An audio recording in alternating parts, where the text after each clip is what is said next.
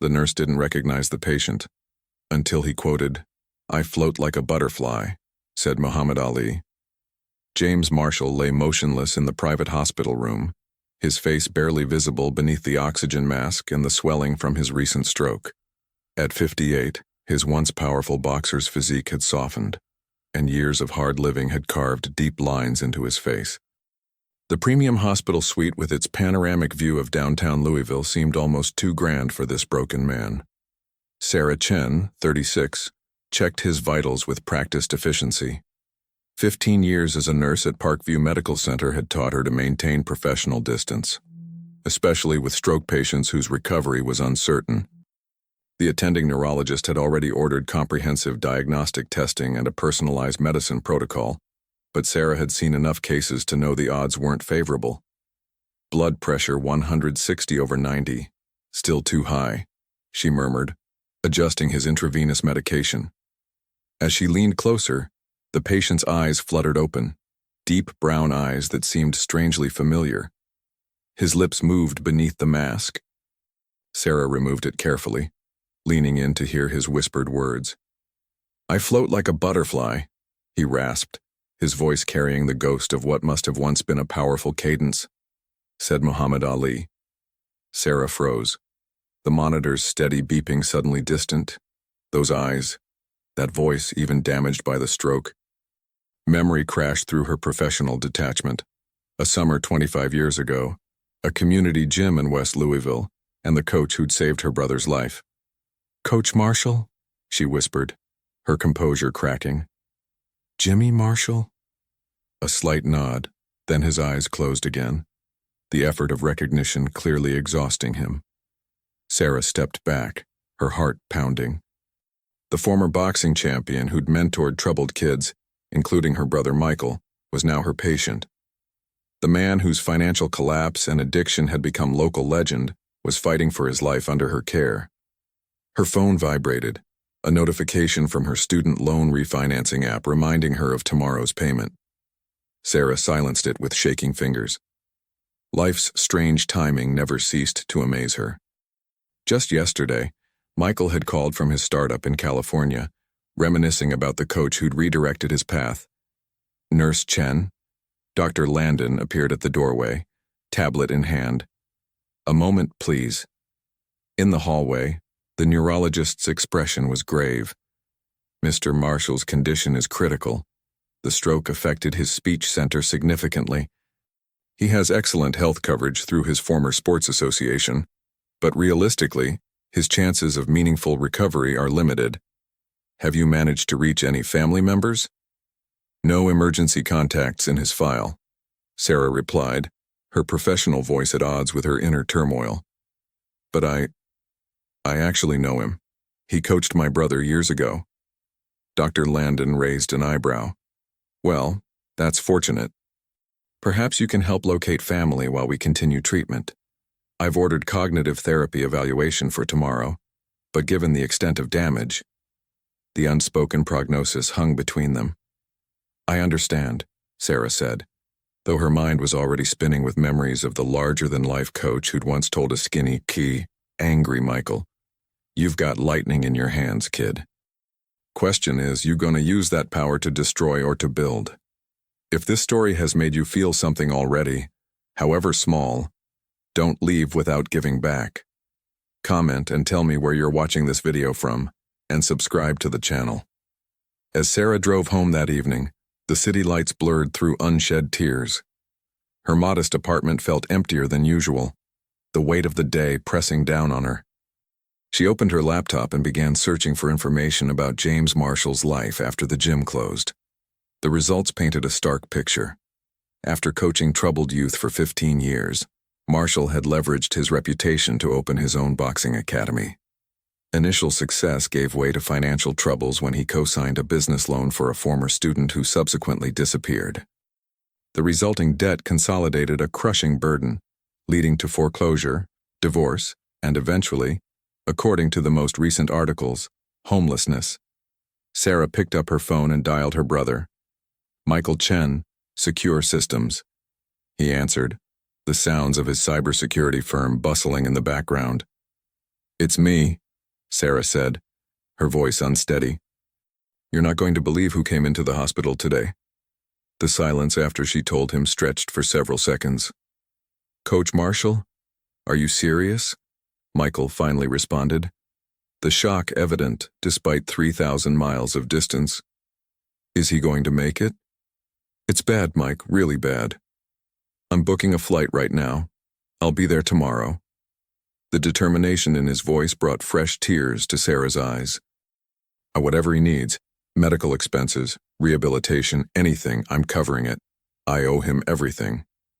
After they hung up, Sarah sat looking at old photographs on social media. There was 16-year-old Michael, grinning beside Coach Marshall after winning his first amateur bout. The coach stood tall and proud, his arm around her brother's shoulders, both of them beaming with the kind of joy that came from hard-won achievement. She found herself wondering what had happened to all those other kids, dozens, maybe hundreds, who'd passed through Marshall's gym during his coaching years. How many lives had he changed? How many had forgotten him? Sarah made a decision then, one that would test her professional boundaries and change her life forever. Coach Marshall wouldn't die alone in that hospital room, not if she had anything to say about it. "He's having another episode," the night nurse reported as Sarah arrived the next morning. "Became agitated around 4 a.m. The doctor ordered mild sedation." Sarah nodded, reviewing the chart on the electronic medical record system. Marshall's brain scans showed significant damage to his left hemisphere. The prognosis remained poor. When she entered his room, he was awake, staring out the window at the Louisville skyline. Recognition flickered in his eyes when he saw her. "Good morning, Coach," she said softly, checking his IV line. "My brother Michael is flying in today. You remember him?" Marshall's right hand moved slightly, as though trying to form a gesture. His mouth worked, but only garbled sounds emerged, frustration evident in his expression. "It's okay," Sarah assured him. "The stroke affected your speech center. We're going to start therapy today. The neurologist has ordered a specialized treatment protocol." She pulled out her phone and showed him an old photo of Michael at the gym. Marshall's eyes widened, and tears formed at their corners. "He never forgot what you did for him," Sarah continued, carefully monitoring Marshall's blood pressure as she spoke. "None of us did. You gave him purpose when he was headed for disaster." A knock at the door interrupted them. A tall man in an expensive suit entered, his expression somber. "Ms. Chen, I'm Xavier Williams, from the Boxing Legacy Foundation." He glanced at Marshall with evident respect. "When we heard about Coach Marshall's condition, the board immediately approved our maximum emergency fund allocation. We have a partnership with an elite rehabilitation center that specializes in stroke recovery." Sarah felt a wave of relief. "That's wonderful news." Williams nodded. "Coach Marshall invested everything in the next generation. Now it's our turn to invest in him." He placed a business card on the side table. "My direct line. Anything he needs, anything at all, you call me." After Williams left, Sarah noticed Marshall struggling to communicate. She brought him a tablet with a simple communication app designed for stroke patients. With tremendous effort, he managed to tap out a single word. "Why?" Sarah understood immediately. "Why help you? Because you matter, Coach.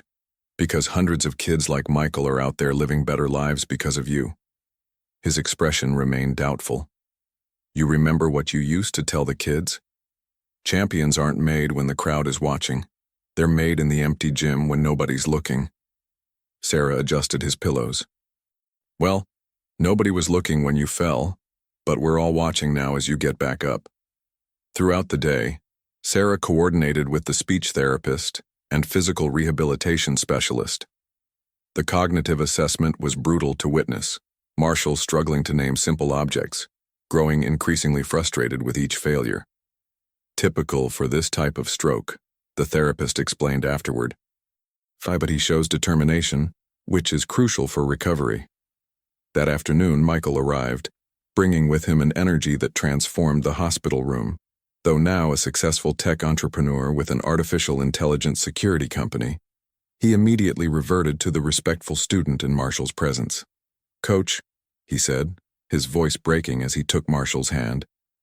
"I've been looking for you for years." Marshall's eyes filled with tears, his right hand squeezing Michael's with surprising strength. "The minute Sarah called, I mobilized resources," Michael continued. "I've arranged for the best home health care when you're released, and I've set up a financial safety net, a trust fund to cover all your expenses for life." Sarah watched her brother, marveling at the confident, compassionate man he'd become. The angry teenager with a juvenile record was now discussing investment portfolios and secure income streams to protect his former mentor.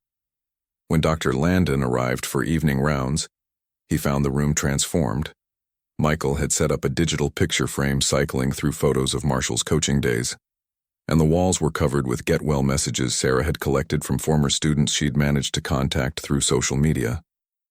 "Quite the support system you've assembled," the doctor remarked, checking Marshall's latest results. "And it seems to be having a positive effect. His numbers are improving." That night, after Michael left for his hotel, Sarah stayed late, organizing the rehabilitation schedule. Marshall watched her from his bed, his gaze intense. With painstaking effort, he typed on the tablet, "Your brother. Proud." Sarah smiled. "I'm proud of him, too." Marshall shook his head slightly, then typed, "Proud of you." The simple message pierced straight through her professional armor. For years, Sarah had defined herself through her brother's redemption story, the supportive sister who'd worked extra shifts to help him through college after their parents died. Few people recognized her own sacrifice and determination. "Thank you," she whispered, understanding how much effort those 3 words had cost him. As she prepared to leave, Marshall's fingers laboriously tapped out another message, "Not giving up." "I know you're not," Sarah replied. "And neither are we." By the 3rd day, the hospital room had become command central for what Michael jokingly called Operation Comeback. Former students, now doctors, business owners, teachers, and coaches themselves began appearing, some traveling from across the country after learning of Marshall's condition. Dr. Landon pulled Sarah aside during morning rounds.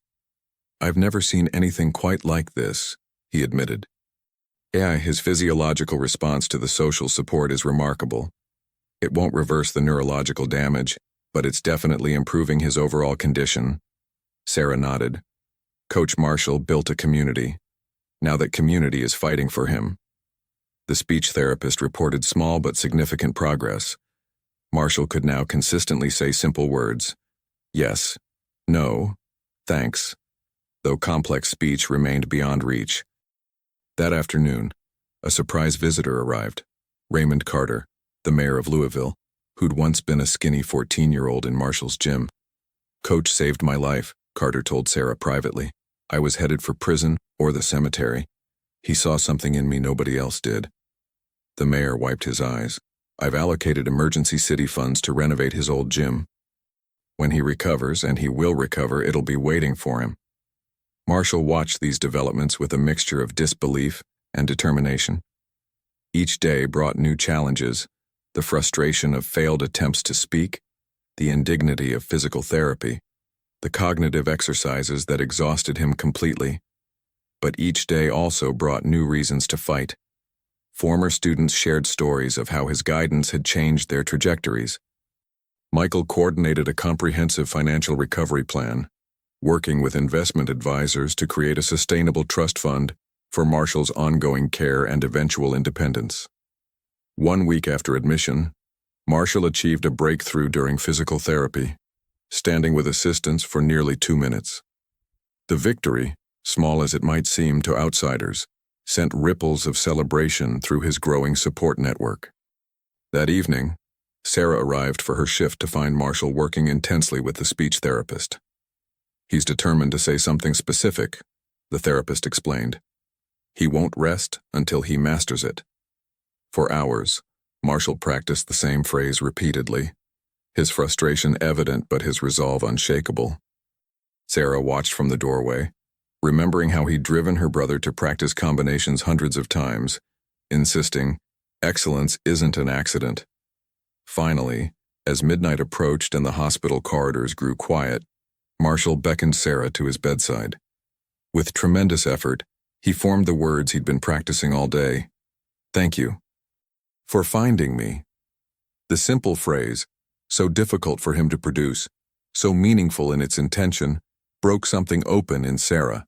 For 15 years, she'd maintained professional distance, helping patients without becoming emotionally involved. Now, tears streamed down her face as she took his hand. "You were never lost," she said. "Not really." That night, as Sarah drove home through the quiet streets of Louisville, she realized something profound had shifted in her own life. The daily grind of mortgage payments, student loan obligations, and professional advancement had consumed her for so long that she'd forgotten what Marshall had taught them all years ago. True wealth came from connection, from using your strength to lift others. She pulled into her apartment complex, noticing how the security lighting illuminated the modest building. For the first time in years, she wondered if her brother had been right all along. Perhaps she should accept his offer to join his company's healthcare division, using her nursing expertise to develop better patient support systems through technology. The thought of change, of stepping into the unknown, had always terrified her. But Marshall's courage in the face of catastrophic loss had awakened something in her. A recognition that security without purpose was its own kind of poverty. She made a decision then, sitting in her car under the fluorescent lights. Whatever happened with Coach Marshall, her own life would no longer be defined by caution. It was time to float like a butterfly herself. 3 months later, Sarah stood in the renovated gymnasium, watching as Marshall, now walking with a cane, addressed the crowd gathered for the reopening. His speech remained halting, limited to simple phrases, but his presence commanded attention as it always had. "Welcome," he said, each word a victory over the damage the stroke had wrought. New beginning. The crowd, former students, community members, media representatives, erupted in applause. Mayor Carter stepped forward, presenting Marshall with the key to the city and announcing the gym's new official name, the James Marshall Youth Development Center. Michael, who had relocated his company's East Coast headquarters to Louisville to be near Marshall and Sarah, beamed from the front row. Beside him sat Dr. Landon and the rehabilitation team who had guided Marshall's recovery, along with Xavier Williams from the Boxing Legacy Foundation, which had established a permanent endowment for the center's operations. "Not my victory," Marshall continued, gesturing to those gathered. "Ours." Sarah felt a swell of pride as she watched him navigate this moment, the financial recovery, the physical rehabilitation, the emotional healing all coming together in this symbolic return.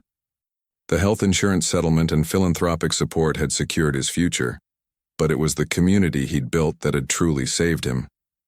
After the ceremony, Marshall found her near the old speed bags he'd once used to train her brother. "Sarah," he said, his speech careful but clear, "you changed everything." "No, Coach," she replied. "You did that years ago, when you taught us all what matters." He shook his head, determined to make his point. With deliberate movements, he pulled a small box from his pocket and handed it to her. Inside was a simple medallion, engraved with Muhammad Ali's famous words, "Service to others is the rent you pay for your room here on earth." "For you," Marshall said, "my nurse, my friend." Sarah closed her hand around the medallion, feeling its weight, the perfect symbol of the journey they'd shared. "The hospital approved my leave of absence," she told him. "Michael and I launched the patient advocacy platform next month. We're starting with stroke survivors, but eventually expanding to all chronic conditions." Marshall nodded, his eyes bright with the same intensity that had once pushed a generation of troubled kids toward better futures. "Proud of you," he said, the phrase coming easier now after months of therapy.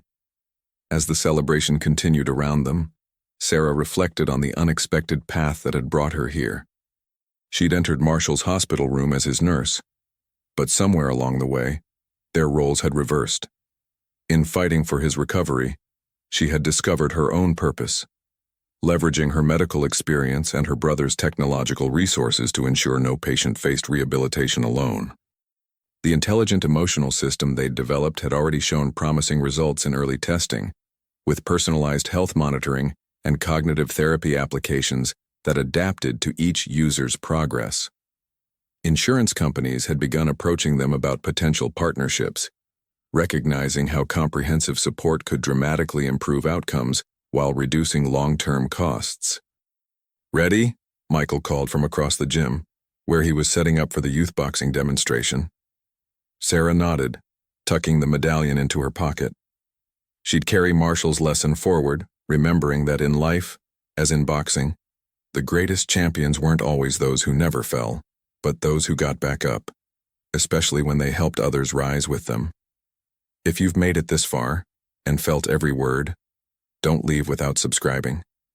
I tell these stories with my heart on my sleeve, to reach people like you, who feel, who get emotional, who truly live. If this touched you, give back, comment, subscribe. Come be part of this family with me until the next video.